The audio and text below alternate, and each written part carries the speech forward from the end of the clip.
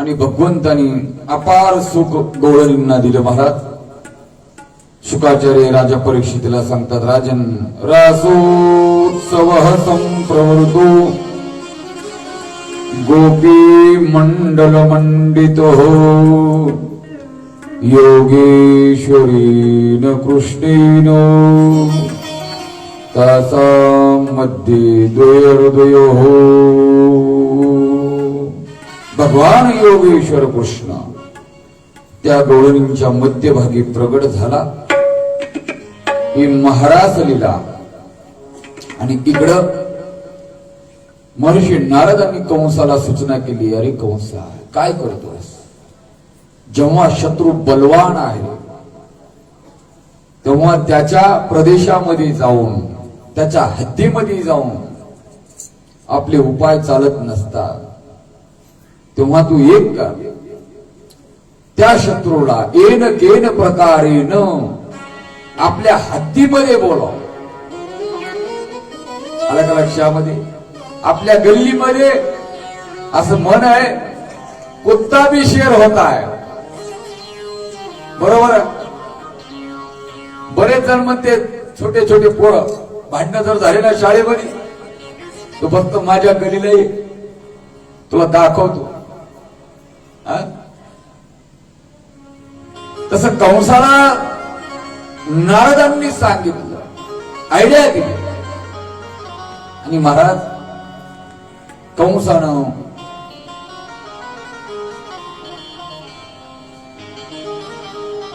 अक्रूरजी महाराजांना बोलावलं. अक्रूरजी हे साधू वृत्तीचे व्यक्तिमत्व आहे. हो, कोण्याही जीवाचा न घडावा मत्सर वरमी सर्वीश्वर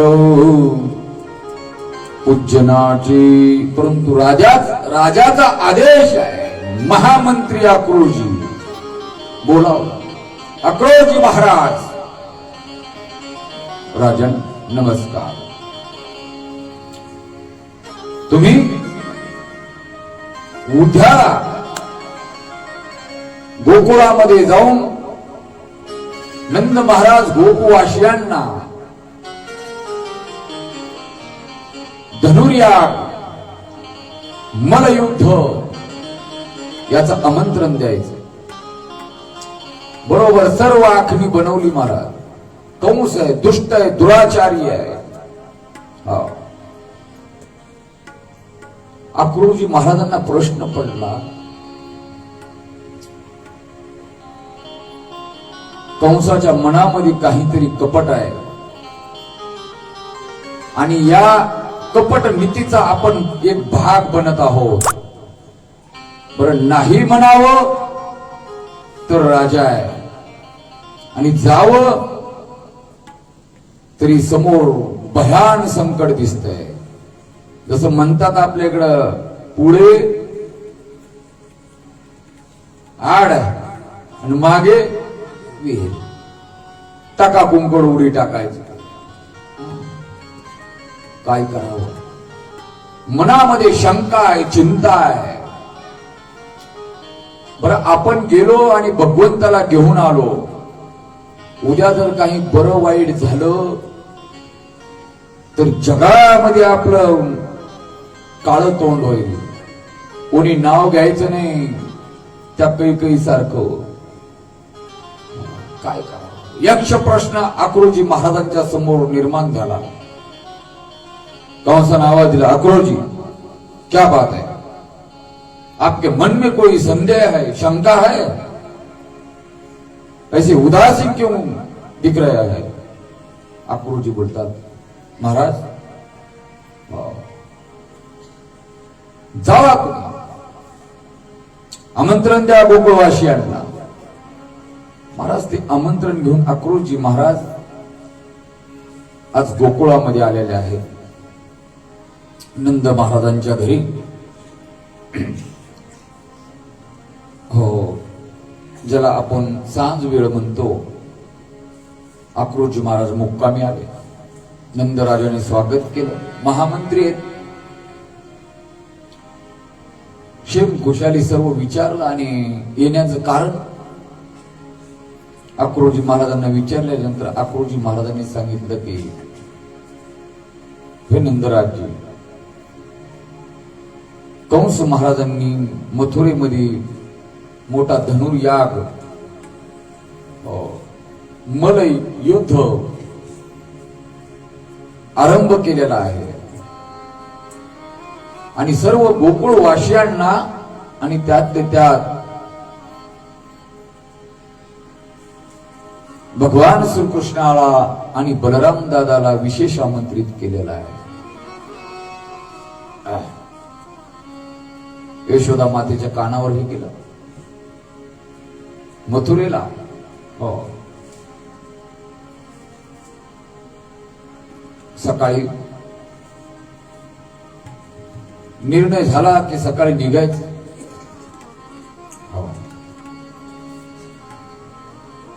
भल्या पाटे उठून आज यशोदेने भगवंताला स्नान घातलं नेहमीप्रमाणे. हो, उठणं लावून स्नान आहे, सुगंधी उठणे.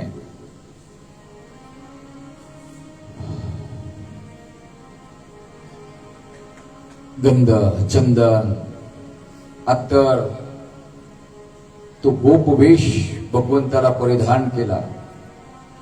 हे सर्व करत असताना यशोदेच्या डोळ्यांच्या पाना कडावलेल्या आहे की यशोदेला कल्पना होती भगवान जाणार आहेत आणि पहिल्यानंच घराच्या बाहेर. हे करत करत यशोदा बोलू लागली, कन्हैया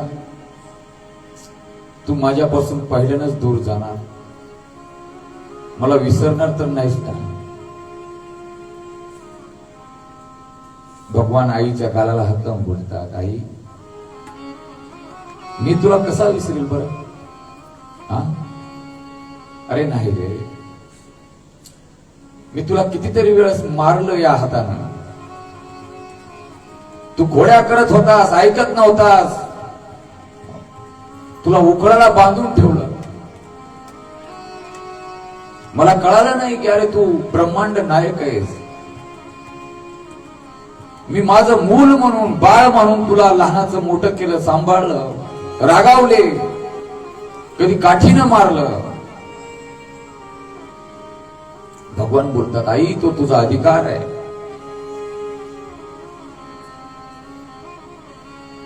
परंतु बेटा कधी वाईट वाटू देऊ नको. मी आईच्या अधिकाराने या सर्व गोष्टी केल्या. भगवंताने यशोदेचे डोळे पुसले. बलराम दादा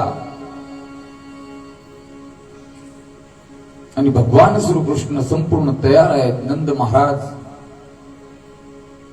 माता यशोदेला प्रणाम केला भगवंताने.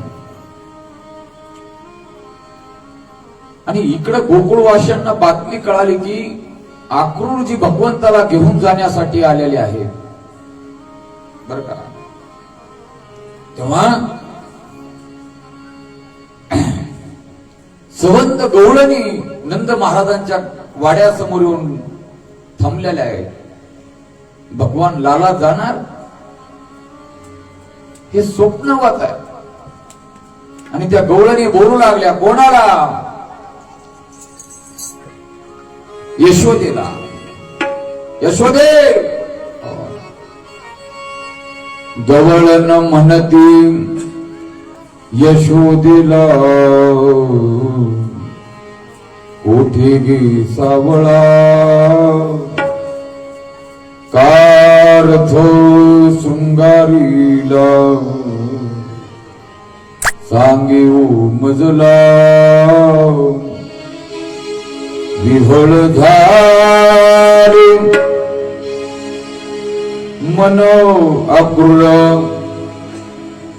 उभा असे बाई गे साजनी, या नंदा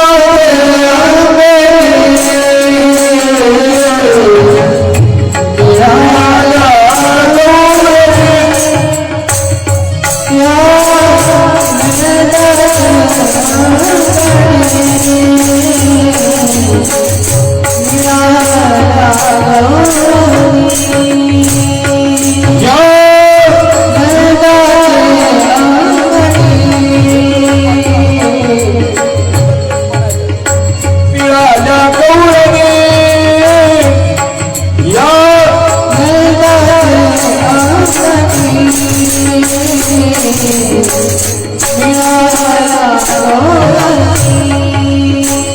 गवळणी एकत्रित झालेला आहे.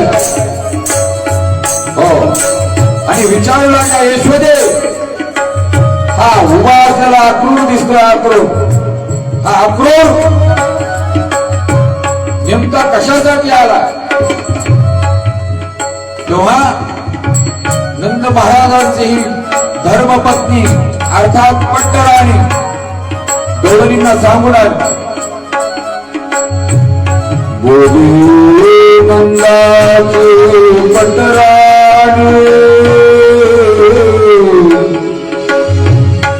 सद्गदित होई, कंठ दाटून आला. आता काय सांगू, मथुरेमध्ये कंस महाराजांनी मल्लयुद्ध धनुर्यास याचं आमंत्रण दिलेलं आहे. मथुरेसी चक्रपाणी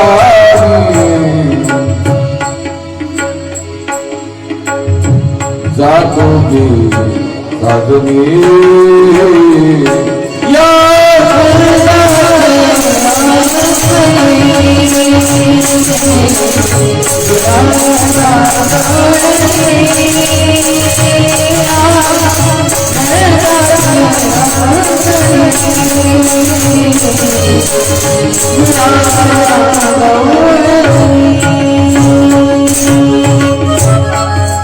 जेव्हा हे गवळणीने ऐकलं महाराज ते शब्द,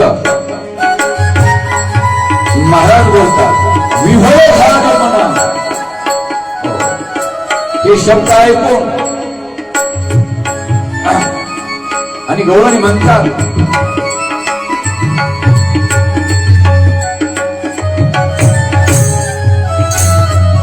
अक्रूरा रे साकारा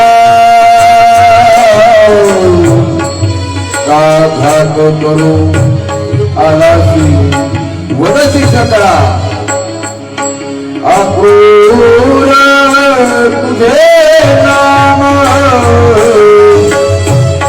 ऐसित करणी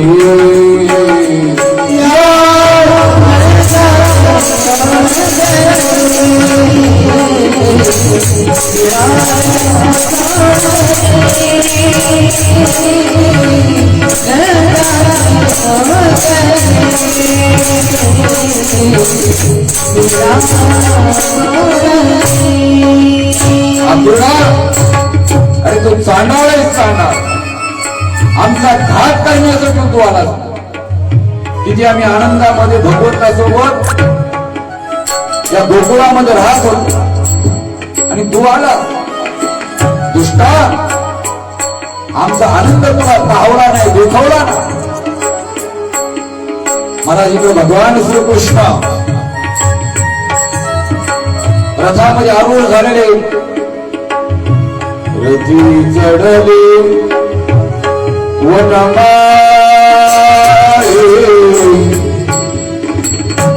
आता तो भगवान रथामध्ये चढले. जेव्हा हे दृश्य गवळणींनी पाहिलं, गोकुळामध्ये आकांत निर्माण झाला. टाहो कुठला टाहो, आकांत गोकुळ. परिणाम भूमी पडल्या ब्रज भारे, कोणत्या सांभाळी या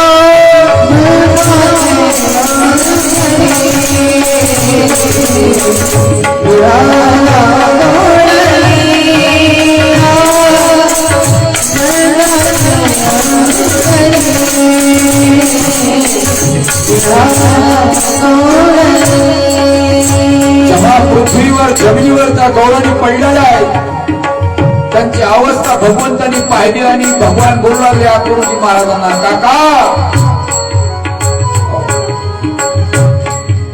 अगोदर रथ काढा, मी यांचा आकांत पाहू शकत नाही. काका, ज्या गवळणींनी माझ्यावर निश्चित प्रेम केलं,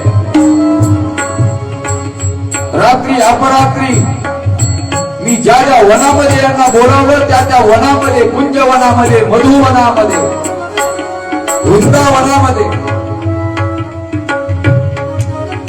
घरदार सोडून माझ्यासाठी येणाऱ्या या गवळणी यांची ही अवस्था मी पाहू शकत नाही काका.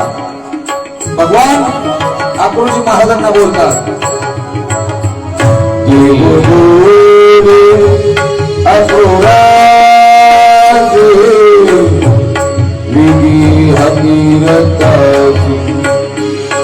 या गोविंदा शोकाशी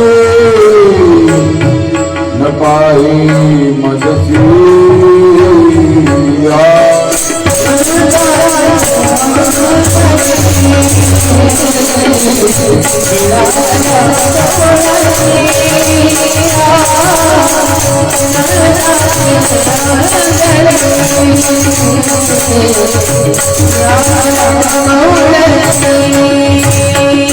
अक्रोजी महाराजांनी रथ हाकला महाराज नाथ बाबा वर्णन करतात आणि पाहता पाहता एका जनार्दनी रथ गेला निघून.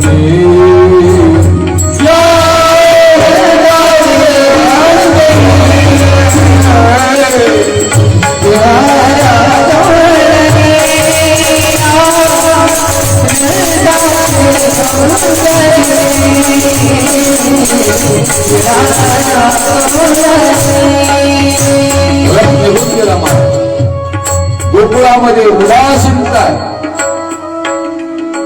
अरे अंतकाळात या शरीरातून प्राण निघून जाव, आणि काय शिल्लक, सगळं संसार. अक्रोजी महाराज वेगाने रथ घेऊन निघालेले आहेत, परंतु मनामध्ये शंका आहे. न जाण काही दगा फटका जर झाला या जगामध्ये माझं नाव कोणी घेणार नाही. थोड्या अंतरावर गेल्याच्या नंतर यमुनेच्या काठावर भगवान श्रीकृष्णाने आणि बलराम दादाने तहानेचं निमित्त करून रथाच्या खाली उतरून यमुनेच्या डोहामध्ये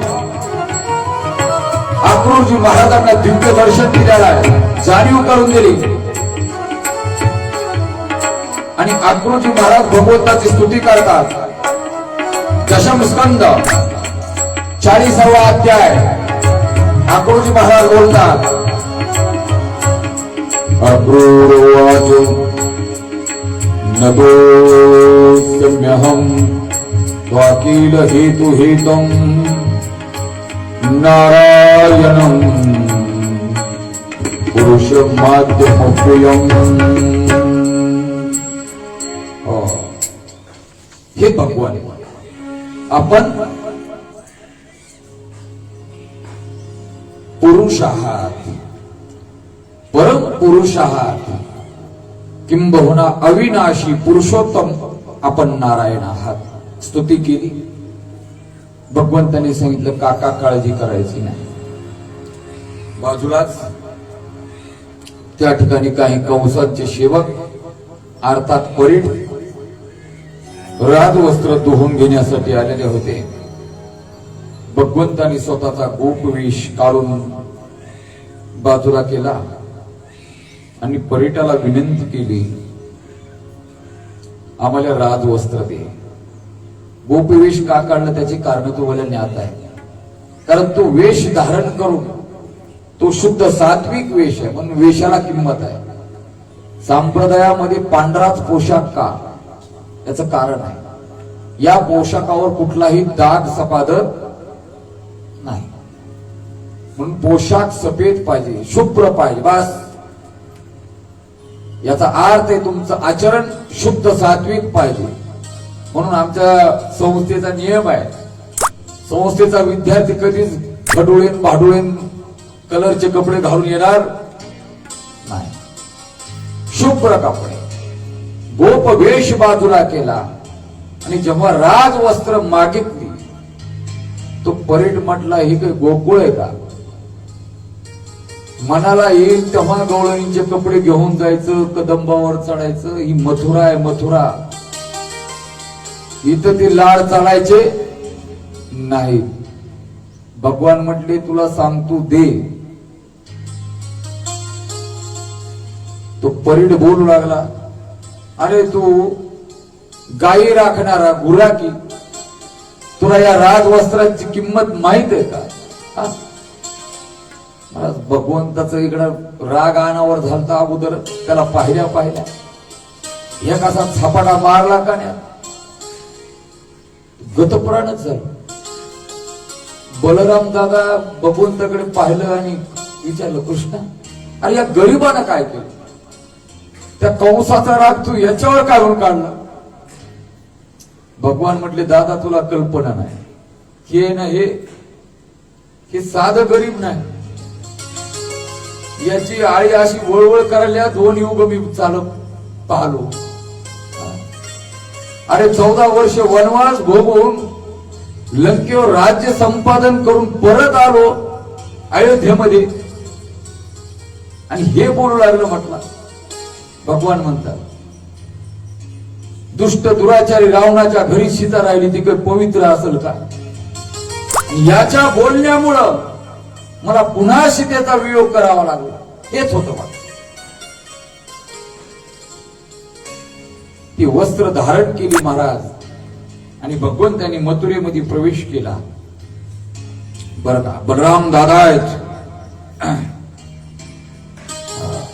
वाटेमध्ये कंसाची दासी कुब्जाची भेट झाली. बरं का, आणि तिनं सांगितलं, भगवान म्हटले काय तुझ्या हातामध्ये? ती निघाली. आता कुब्जा वाकडी तिकडी बिचारी 3 ठिकाणी वाकले. कुब्जा बोलली, ही चंदन आहे. कंस महाराजांना रोज मी हे चंदन लावत असते. भगवान म्हटले, आम्हाला पण लावणार. लावण्यात काय हरकत नाही, परंतु माझ्या घरी यावं लागेल भगवान निश्चित. आणि भगवंताने तिच्या पायावर एक पाय दिला आणि हनुवटीला एक हात लावून हा झटका मारला महाराज. ती कुब्जा सरळ झाली.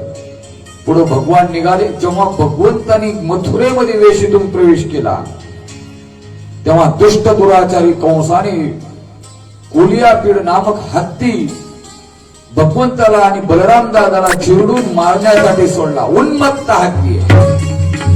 तो हत्ती समोरून येतो हे भगवंतांनी पाहिलं.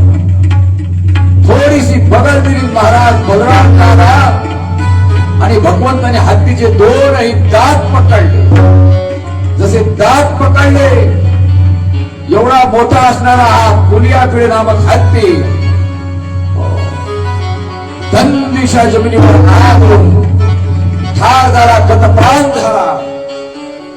2 दात खांद्यावर घेऊन, हे शस्त्र घेऊन बलराम दादा आणि भगवान श्रीकृष्ण ज्या ठिकाणी मल्लयुद्ध आहे त्या ठिकाणी येऊन पोहोचलेले.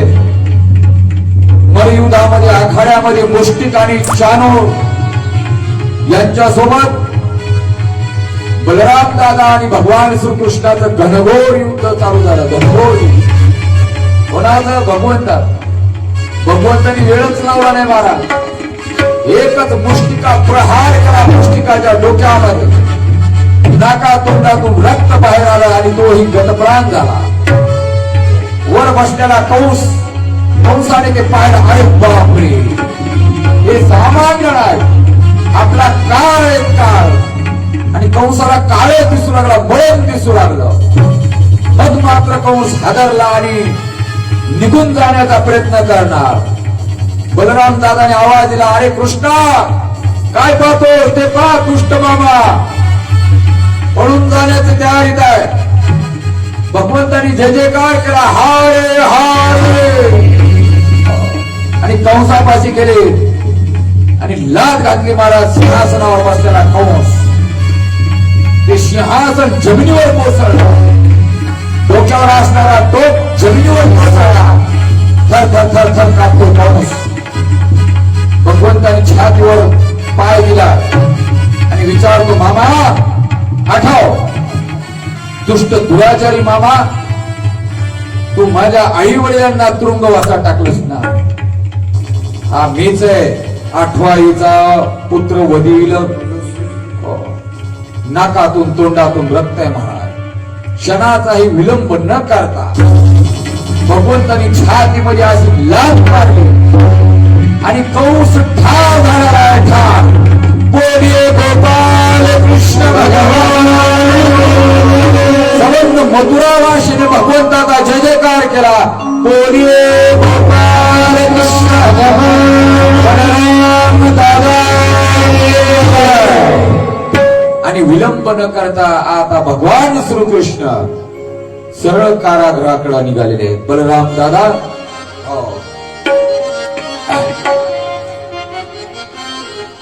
ज्या कारागृहामध्ये उग्रसेनजी महाराज आहे, ज्या कारागृहामध्ये माता देवकी आणि वसुदेवजी आहे, भगवान कारागृहाकडे गेले. द्वार खोलली महाराज. उग्रसेनजी महाराजांना नमस्कार केला, त्यांना कारागृहातून मुक्त केलं. वसुदेव देवकींना नमस्कार केला, मुक्त केलं. विधिवत उग्रसेनजी महाराजांची पूजा केली, राज्याभिषेक केला. उग्रसेनजी बोलू लागले, कृष्णा अरे मी वृद्ध आहे, जरा आहे आणि राजा कशाला मला करतो? तू युवा आहे, भगवान आहेस, तूच हा राज्यकारभार. सांगितलं नाही, तुम्ही विधिवत या मथुरेचे राजा आहात. राज्याभिषेक केला आणि काही दिवस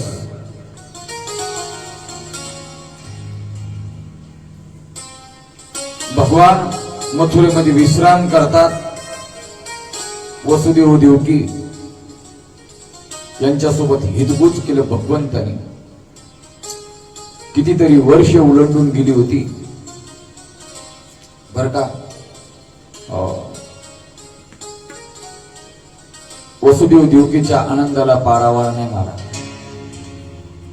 जसा आनंद गोकुळामध्ये नंद घर आनंद भयो, जय कन्हैया लाल की.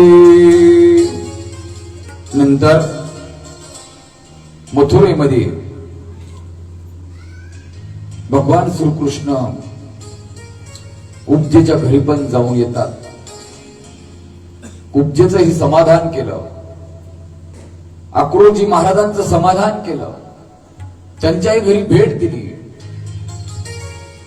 आणि आता भगवान मथुरेतून सांदीपानी ऋषींच्या आश्रमामध्ये विद्या अर्जन करण्यासाठी निघालेले आहेत. उज्जैन अर्थात अवंतिका, शिप्रा नदीच्या काठावर. कोणती नदी? शिप्रा नदीच्या काठावर सांदीपानी ऋषींचा आश्रम आहे. जीवनामध्ये गुरुला फार महत्व आहे, गुरुला फार महत्व आहे. या कथेतून हा बोध घ्यायचा आहे. प्रत्यक्ष भगवान श्रीकृष्ण, कृष्णं वंदे जगद्गुरु, या जगाचा आद्य गुरु भगवान श्रीकृष्ण. परंतु या भगवंताने देखील आपल्या जीवनामध्ये गुरु केला. म्हणून जीवनात गुरु पाहिजे. गुरु गुरु कसा असावा याचं सुंदर चिंतन केलंय. शाब्दे परेच निष्णात, शाब्दे परेच निष्णात ज्ञानी असावा बर का, निष्णात असावा. गुरुचं लक्षण आहे ब्रह्मानंदम परमसुखदम केवलम ज्ञानमूर्तिम द्वंद्वातीतं गगन सदृशम तत्वमस्यादि लक्षणम एकं नित्यं विमलमचलम सर्वधी साक्षीभूतम.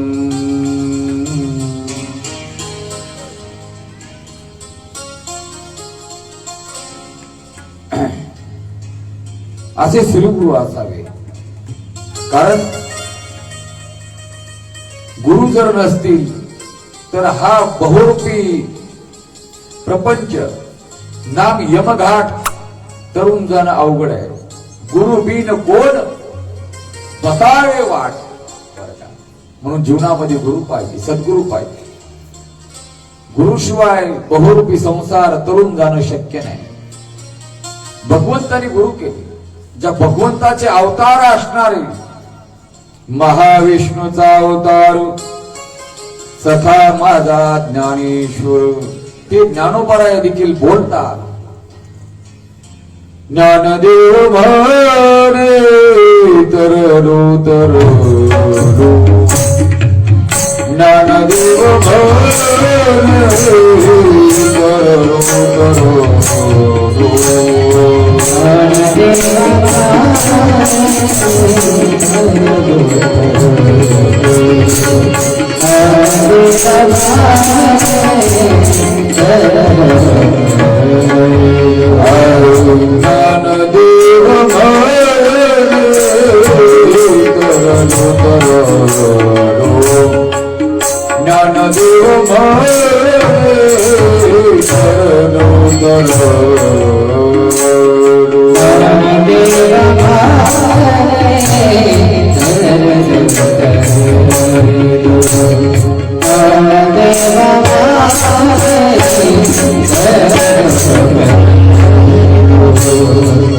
आता उधारालो गुरु, आता उधारालो गुरु, श्री गुरु दारी खाय आता पाठवा, श्री गुरु दारी खाय आता पाठवा,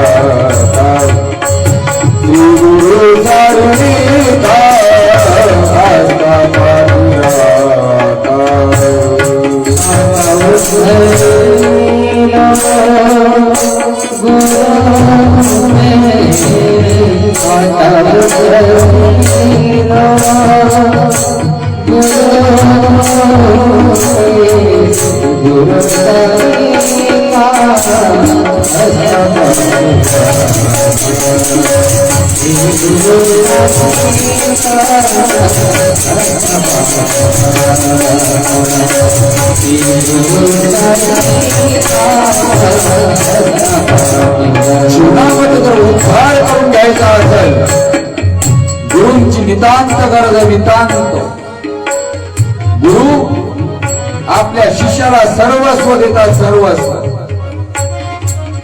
आपली नितांत श्रद्धा आपल्या गुरुवर पाहिजे. एक ध्यानात घ्या.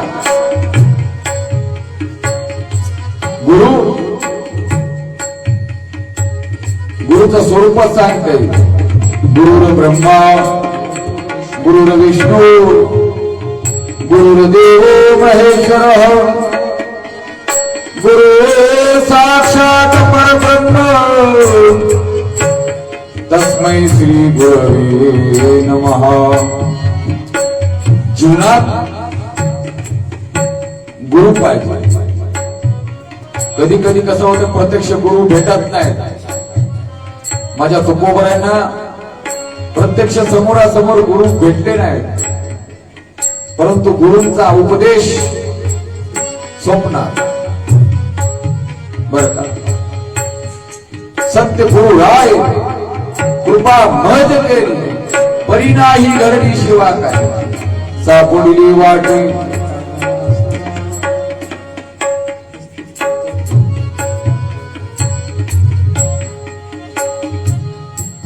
मस्तकी तो ठेविला.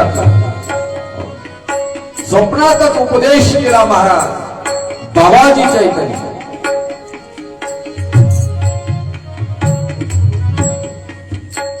गुरुकृपा अजून एक गुरु का, गुरुकृपा सहजासहजी होत नाही. कायेनं वाचेनं त्यांची सेवा करावी लागते. राष्ट्रसंत तुकडोजी महाराज बोलतात, गुरु कृपा नहीं पड़ी सड़क पर, गुरु कृपा नहीं पड़ी सड़क